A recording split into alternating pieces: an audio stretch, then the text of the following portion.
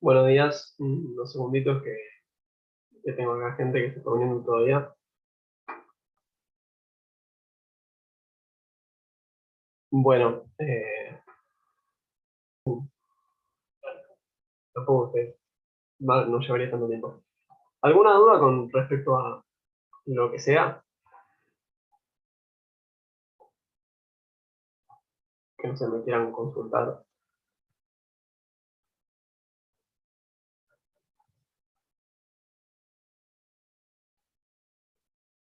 Bueno, yo le subí al Drive los archivos que vamos a usar hoy. Nada, si no pudieron acceder o lo que sea, porfa avísenme, pero también se los dejo acá en el chat. El do file con el que vamos a trabajar es el que se llama intro, o sea, lo acorté el nombre, pero básicamente es introducción a series de tiempo, porque lo que vamos a ver es que en Stata tenemos que hacer, o sea, hay algún jueguito computacional adicional que vamos a tener que introducir cuando estemos trabajando con datos de series de tiempo, ¿no? O sea, básicamente separemos las dos cosas. Al menos yo cuando usé por primera vez econometría, como que no sé, cada vez que tenía que pensar una regresión de ejemplo, siempre se me venía a la mente algo con series de tiempo, ¿no? Porque uno decía, bueno, que yo me puedo ir a un país contra tal cosa, y siempre por algún motivo estaba pensando en series de tiempo, entonces piensan que principalmente la primera parte de la materia es datos de corte transversal, ¿no? O cross section, depende de cómo haya dicho Gaby, y la segunda parte tiene mucho más énfasis sobre lo que es series de tiempo, ¿no? Y la razón por la cual se hace esta separación es porque en datos de corte transversal uno puede introducir, puede trabajar con un marco un poco más sencillo y dado todo lo que aprendí en la primera parte de la materia, incorporar una serie de puntos adicionales, ¿no? Por ejemplo, la autocorrelación de los errores. Si yo les digo que tomamos una muestra eh, aleatoria de individuos para una encuesta, por ejemplo, y suena relativamente razonable, en series de tiempo, de repente como que esto de que algo es autorregresivo empieza a hacernos más mella, ¿no? Entonces, si no hay ninguna duda, arrancamos la clase.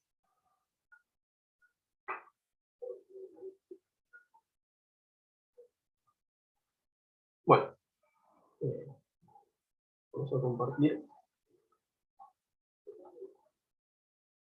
Es una chanchada la compu.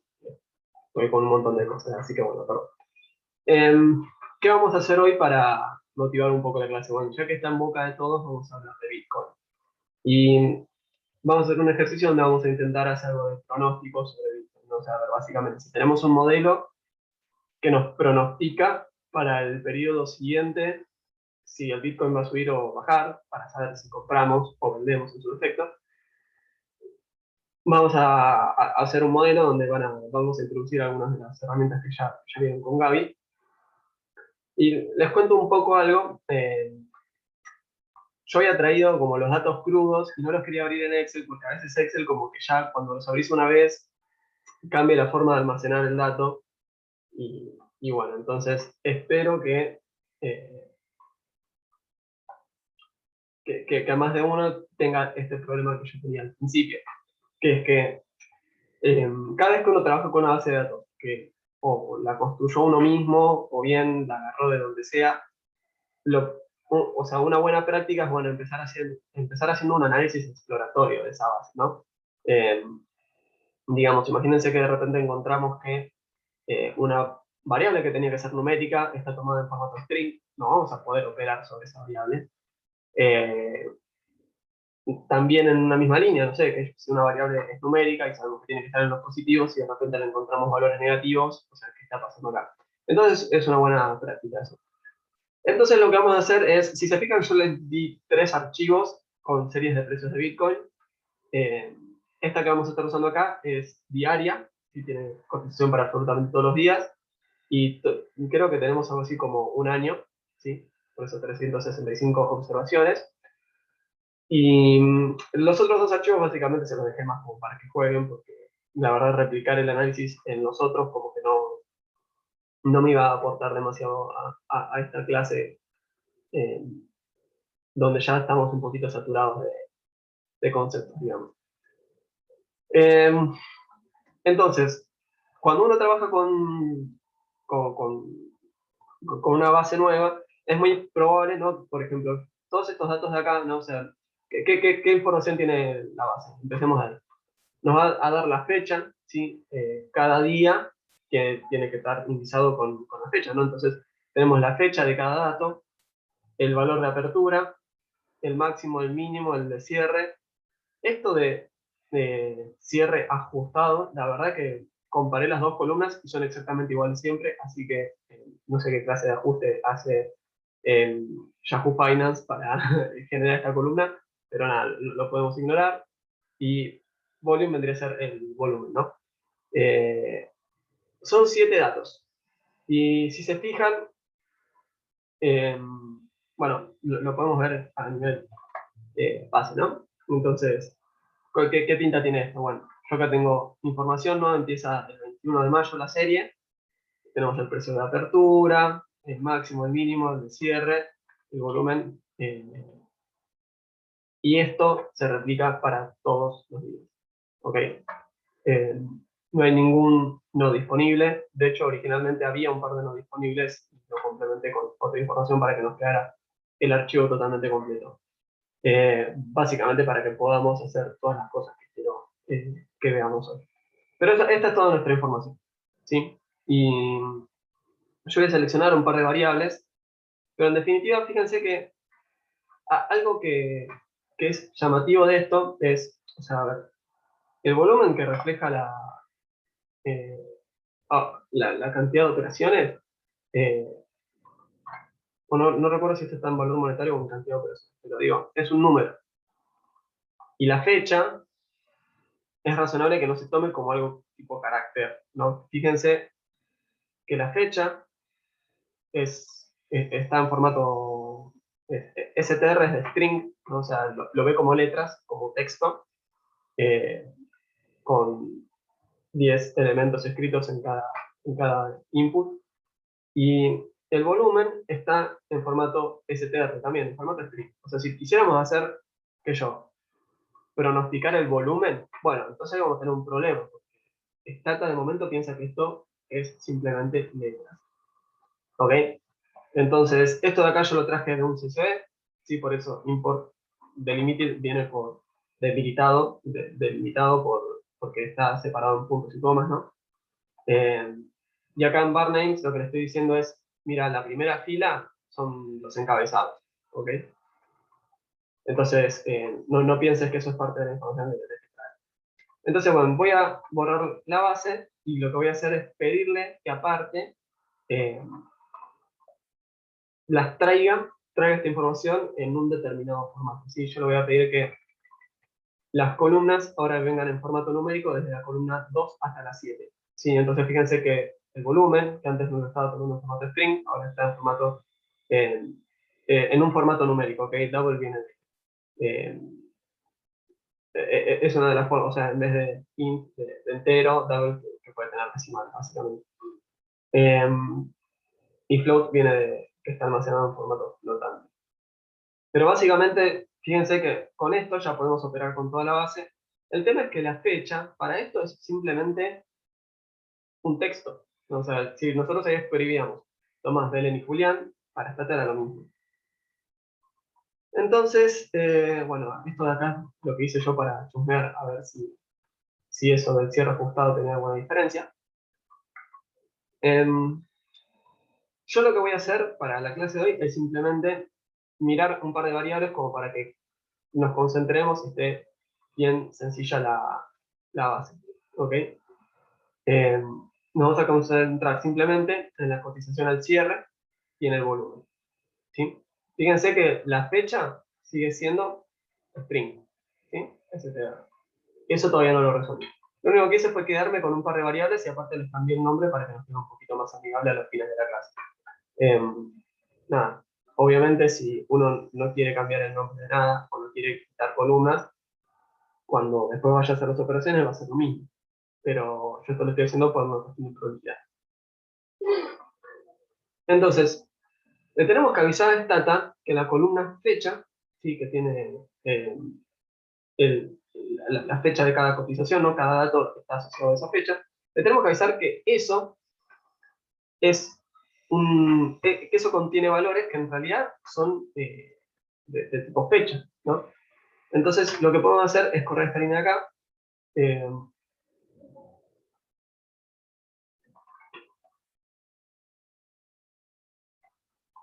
a ver, bueno, estas son esas cosas que te pasan cuando lo corrías antes estaba todo bien, y después vas a estar todo. Eh, a ver, bueno, ahí. Lo que tenemos que hacer es avisarle a Stata que lo tiene que interpretar como una fecha. ¿Está bien? Las fechas en Stata se guardan en formato numérico, ¿sí? Básicamente, tal día empieza esta fecha y a partir de ahí cada número implica una fecha distinta, al igual que en Excel, ¿no? Entonces, eso es lo que estoy haciendo acá yo. Con el comando date, lo que hacemos es decirle, le tenemos que dar un argumento de qué variable contiene la información y después otro argumento que dice en qué formato está. ¿No? Si se fijan, acá lo tenemos en formato, voy a abrir de vuelta la base, tenemos el día, el mes, el año. El día, el mes, el año.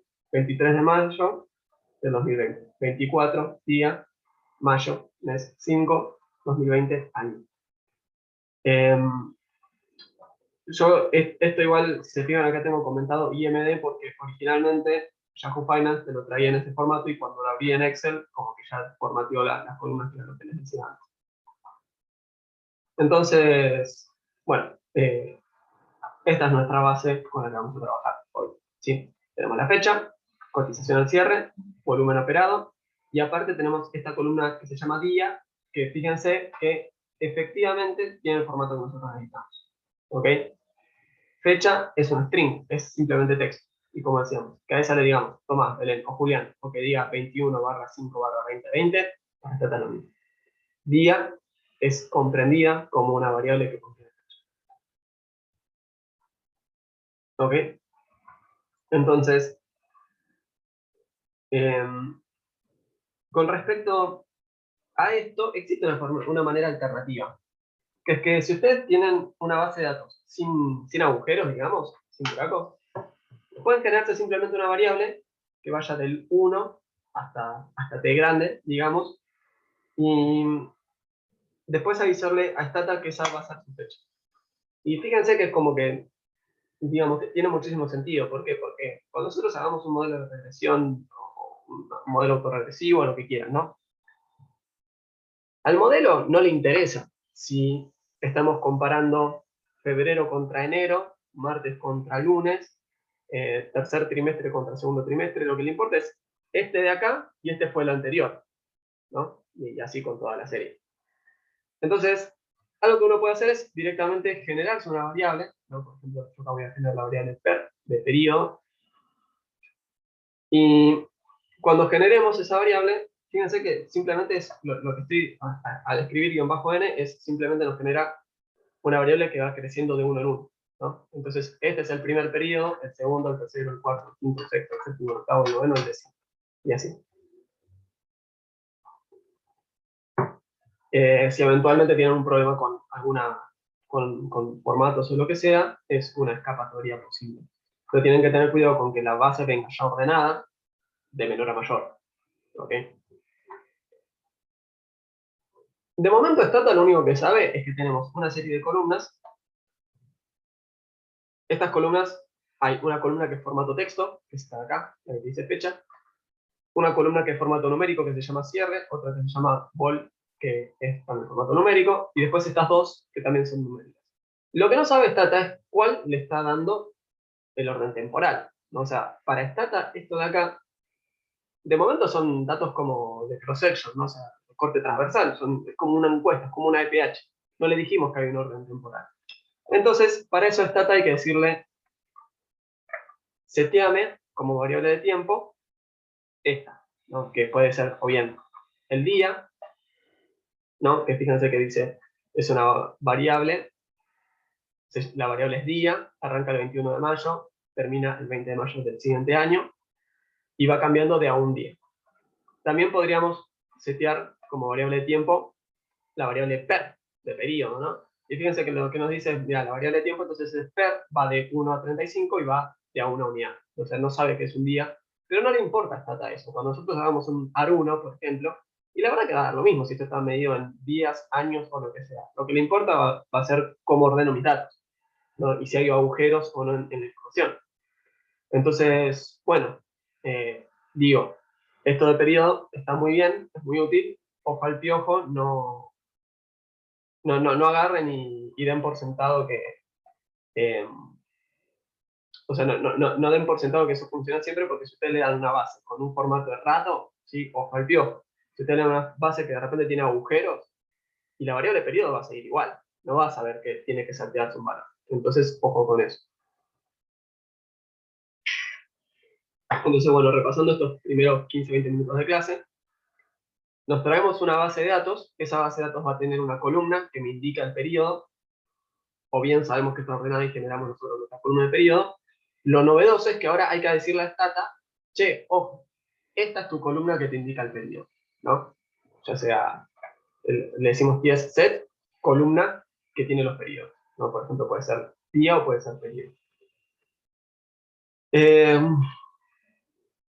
Para plots, por ejemplo, ahí sí hay una diferencia. ¿Por qué? Porque si yo grafico contra periodo, y en el eje de las X me va a figurar 1, 2, 3, 4, 5, 6, 7, y eso no tiene mucha interpretación quizás, pero si uno pone 10 set día, ¿no? Y eso tiene ya formato fecha, cuando uno haga el plot, abajo le van a figurar las fechas, ¿no? Entonces, por ejemplo, si uno observa un pico interesante, el, qué sé yo, 4 de noviembre de 2020, y dice, ah, mira, acá en noviembre hubo un pico, acá hay algo raro, ¿no? Vamos a ver qué pasó acá. Si lo tiene como en números, esa inspección visual como tiene menos potencia, ¿no? Porque, qué sé yo, el 123, ¿qué corto es el 123? No sé, tenemos que ir a fijar a la base. Eh, bueno, entonces, ¿hasta acá alguna duda?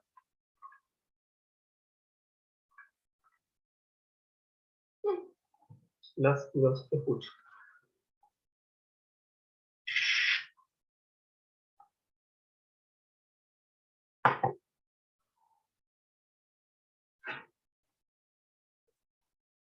Ok, bueno, continuamos. Segunda novedad que tenemos cuando empezamos a trabajar con series de tiempo. Eh, ¿Ya hablaron de lags y diferencias con Gabriel?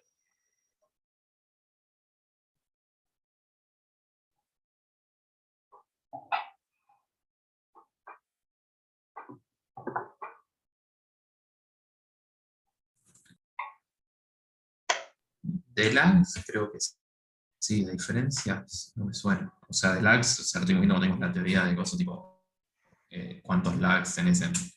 Pero diferencias, la verdad, no recuerdo. Ok. Eh, el lag, o sea, en realidad, o sea, la traducción vendría a ser rezago, ¿no? Entonces, el lag de una variable en un periodo es la variable en el periodo anterior, ¿sí?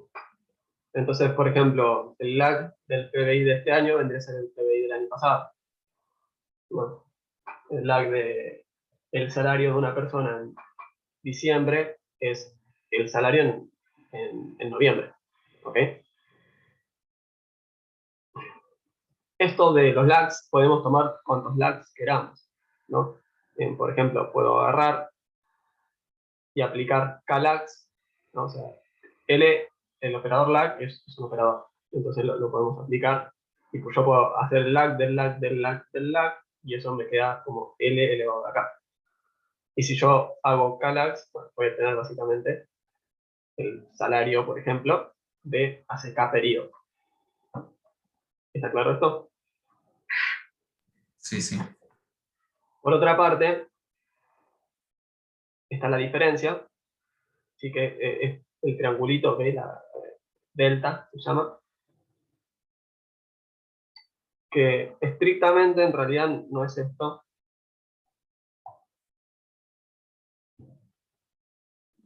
IT menos IT.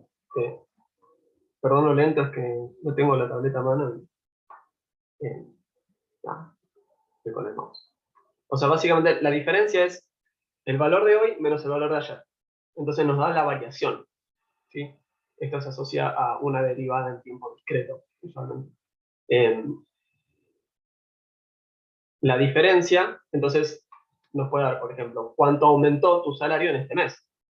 Si vos tenías el salario de hoy es 30.000 pesos, el salario del mes pasado es 20.000, entonces, ¿cómo nos queda esto? Nos queda que tu salario hoy es 30.000, tu salario ayer es 20.000, entonces la variación del salario es 10.000. ¿Está claro?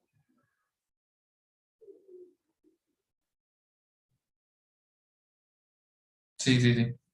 Bueno, y ojo que la diferencia de la diferencia no es lo mismo, o sea, ¿cómo se puede escribir? Si yo hago la diferencia de segundo orden, de I sub t, esto no es lo mismo que hacer IT menos IT menos 2. ¿Está bien? Son cosas distintas. La diferencia de la diferencia es la diferencia de la diferencia. Y se acabó.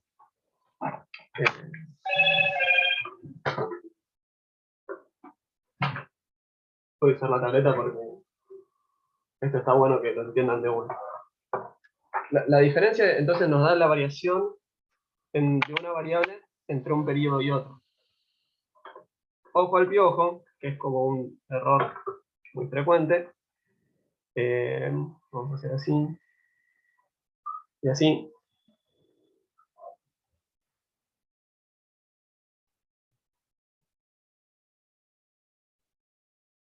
La diferencia de segundo orden de IT es lo mismo que decir la diferencia de la diferencia de IT.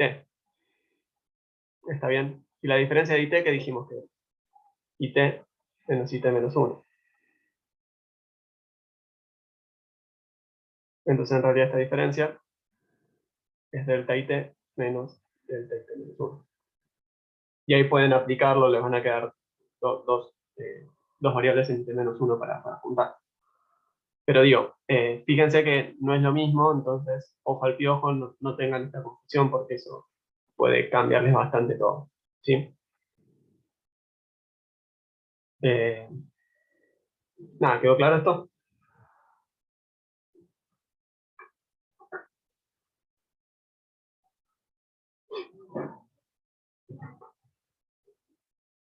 ¿Por ahí alguna duda?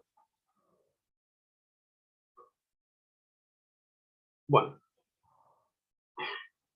entonces, ¿cómo hacemos para generar lags y diferencias en Stata? Bueno, por suerte es bastante fácil de incorporarlo.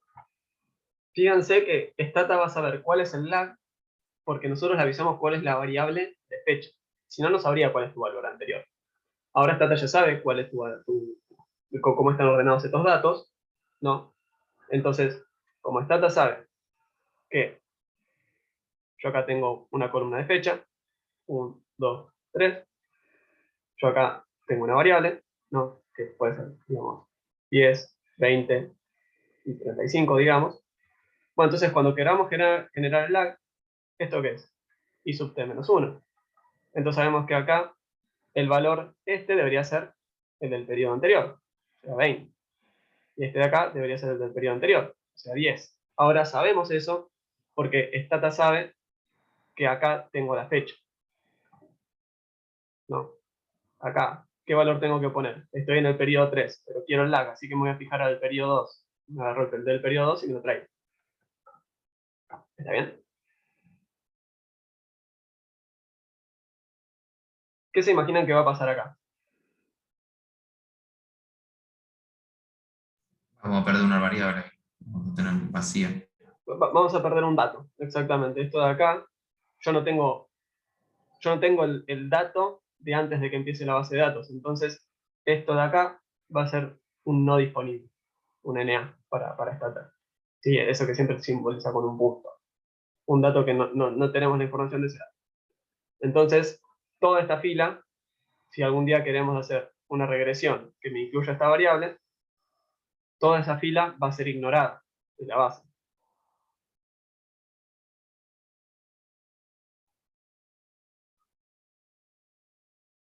O sea, perdemos una observación, básicamente.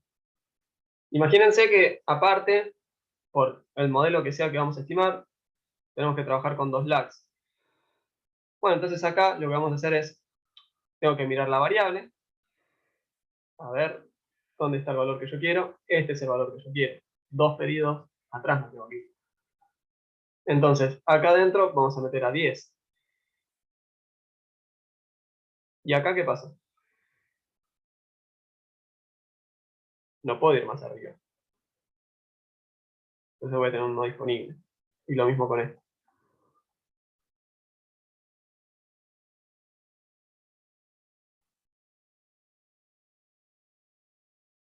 Entonces, cuantos más lags, o sea, a medida que más estructura autoexpresiva le vamos poniendo un modelo, más observaciones vamos a perder.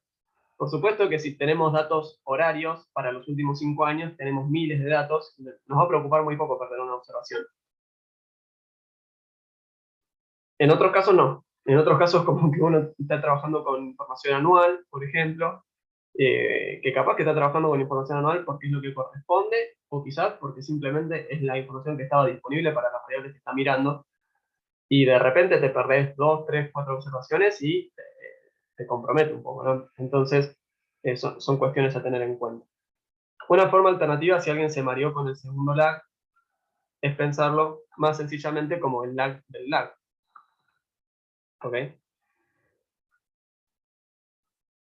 Si yo esto lo miro como el lag del lag, entonces me agarro el lag del lag, y acá me va a quedar un 10, acá me va a quedar lo que ya estaba, o sea, no disponible, y acá, de vuelta, ya me quedé sin espacio, así que este también tiene que ser no disponible.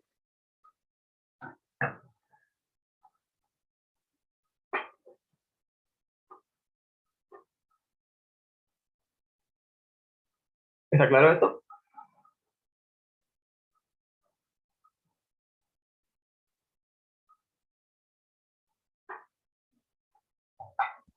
Sí, profe. Buenísimo. Participen, respondan, porque si no yo...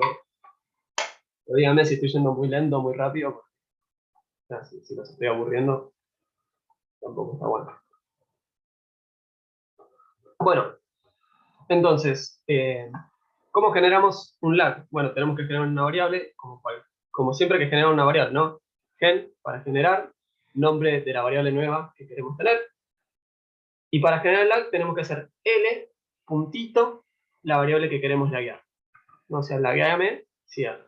Entonces acá lo que voy a hacer es generarme el lag del precio de cierre. ¿Está bien? Esto dijimos también lo podemos hacer para más periodos. Entonces, por ejemplo, podríamos hacer el lag segundo, ¿no? Y así para el orden que queramos. No podemos ir al tercero, al cuarto, al quinto. Y esto lo podemos hacer para tantos órdenes como queramos. Fíjense que cuando generé el primer lag, creo que no corrí esta línea, cuando generé el primer lag me dice, generaste un missing, o sea, un dato no disponible. Cuando generé el segundo lag, me dice, che, te generaste 2 missing. Porque claro, como decíamos hace un rato, perdemos 2 observaciones. Con la diferencia, no hay mucha más ciencia, ¿no? O sea, acuérdense, la diferencia me va a involucrar a lag, ¿no? Porque la diferencia de IT es IT menos el lag de IT. Entonces, cuando yo use diferencias, también voy a perder observaciones. Consecuentemente, la diferencia acá, ¿cómo le decimos a esta tasa de la diferencia? Bueno, podríamos hacer una de dos. Me genero el lag y después hago la variable menos un lag. Y listo. Pero sí, es mucho más eficiente directamente usar el operador de stata, ¿sí? Que se queda acá. Decimos d puntito, variable que quiero laguear. Y eso es lo que estamos generando en la línea 78. generame la variable que se va a llamar d-cierre, ¿sí? No estuvo muy creativo, le puse d de diferencia, el cierre. Y también lo podemos hacer, esto vale para el orden que queramos, ¿no? También le ponemos el número al lado a la d del orden que queramos. Y podríamos, no sé, generar la variable, o sea, esto lo puedo generar la variable jaja, que va a ser igual a la diferencia número 70 del cierre, ¿no? Bueno, no me va a servir de mucho, pero digo, es así de generalizar. Entonces, bien, gráficos. Los gráficos que podemos hacer, o sea, son muy sencillos directamente, o sea, son muy fáciles de ejecutar, al menos en principio, que lo que decimos es ts line, ¿sí? Del cierre, o sea, de la variable que queramos graficar. De hecho, podemos meter más de una serie. Fíjense que esto lo que me está dando es, en el eje X, el periodo, ¿sí? Con esa variable que generamos, que empezaba en 1 y llegaba hasta 365. Y en el eje vertical, la variable que le dijimos que queríamos que nos grafique, ¿no? Que vendría a ser close, o sea, el precio de cierre. Ahora, fíjense que esto es un poco lo que pensábamos hace un ratito, ¿no? Que básicamente esto de que acá me diga 200, ¿no? Por ejemplo, que yo pareciera que acá hubo un cambio de tendencia, ¿no? ¿Y a partir de cuánto? Del periodo 200, ¿no? Que la verdad no nos resulta tan claro qué periodo es ese. Entonces, es un poco más práctico cuando se esté en la variable de tiempo, que sea, como les decía yo, una variable de fecha que tenga el formato apropiado. Entonces, si las cosas no se rompieron, acá nos damos cuenta de que aproximadamente por noviembre o diciembre empieza a subir más el precio del cierre de Bitcoin.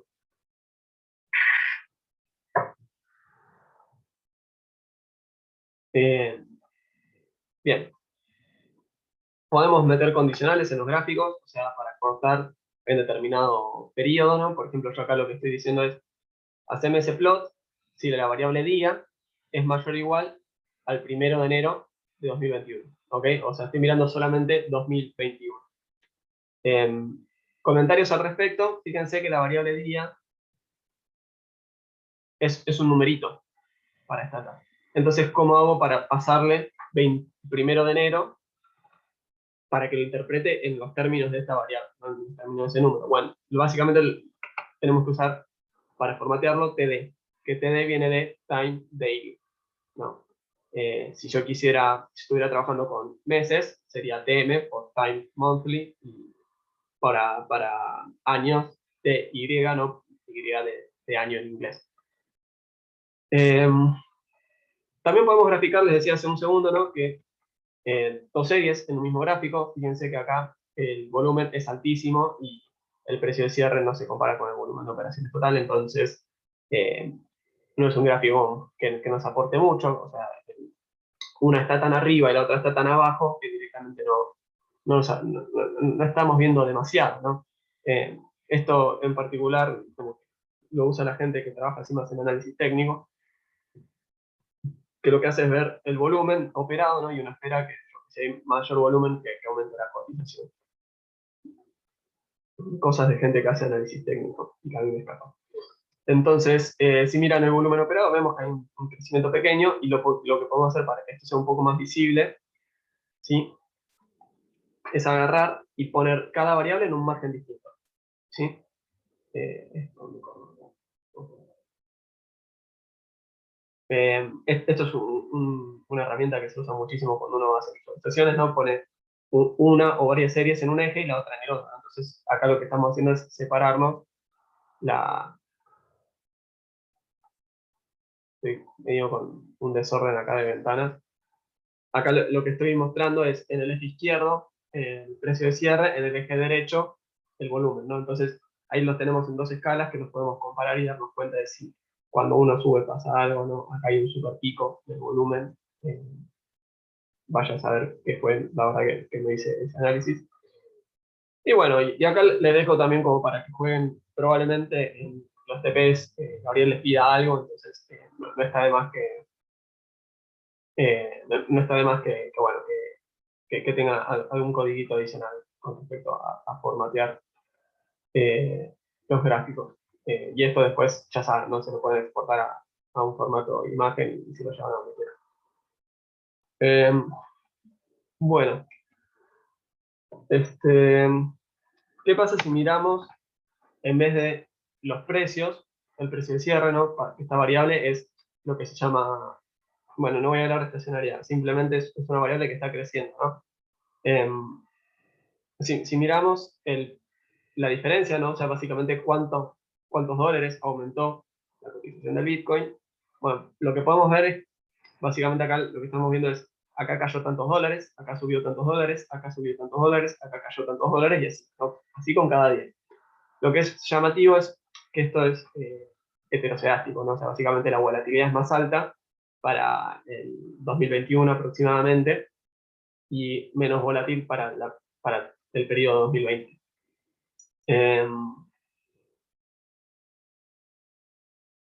Nada, y esto también es algo que uno puede explotar. Había hecho una competencia en un grupo de WhatsApp a ver quién me proponía la noticia más bizarra por este periodo para ver, para proponer algo, pero nada era apto para una clase, entonces eso lo vi. Bien, entonces, acá lo comprimo en un for, ustedes lo pueden hacer manualmente, obvio, pero está bueno que también conozcan hacer loops para que eventualmente se vuelvan como más, o sea, que se manejen de una forma un poco más canchera en los programas y que hagan las cosas con mayor velocidad y mayor... o sea, nada, los va a hacer los trabajos más rápidos, entonces está bueno. ¿Qué es este for? Bueno, básicamente lo que le estoy diciendo es, mira, para cada... Perdón, se me tenía que escribir. Ahí está. Para cada, o sea, for each, traducido, ¿no? Como para cada t, o sea, una variable cualquiera, yo acá podría haber puesto una j, una l, para cada t que está metida en estas cadenas, ¿no? Cierre y vol, acá podría haber metido un montón de variables más, solamente lo quiero hacer para estas dos variables, cierre y vol, ¿ok? Generame la variable, lo que va a hacer stata acá es, para cada t, adentro de esto. Entonces, los lugares donde va a meter estas cosas es en donde nosotros escribamos esa variable entre estas dos comillas. ¿Ok? En realidad una es un acento. Esta de acá es un acento. Y esta de acá es una comilla. Entonces esto es muy práctico, ¿no? Porque nosotros podemos escribir cualquier cosa, ¿no? Estamos escribiendo algo. Y lo que va a hacer Stata es, bueno, ok, y después cuando me ponga a leer esto, acá en este lugar voy a escribir lo que vos me dijiste que escriba. Y lo voy a correr. Después me voy a ir para arriba y en donde decía T voy a escribir lo que vos me dijiste que escriba. Entonces ahora lo voy a correr con ese otro elemento. Lo que estoy haciendo yo acá es genero una variable L y le meto algo que va a ser igual al logaritmo natural de ese algo. Y después me voy a generar la variable DL de ese algo que va a ser igual a la diferencia de puntito de L de ese algo, ¿no? Que fíjense que esta variable, L de coso, lo acabo de generar acá. Bien.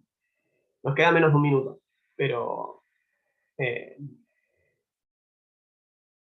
bueno, nos queda menos de un minuto, me va a interrumpir, así que salimos y volvemos a entrar. Igualmente cualquier duda, ahora termino con esta partecita y retomamos.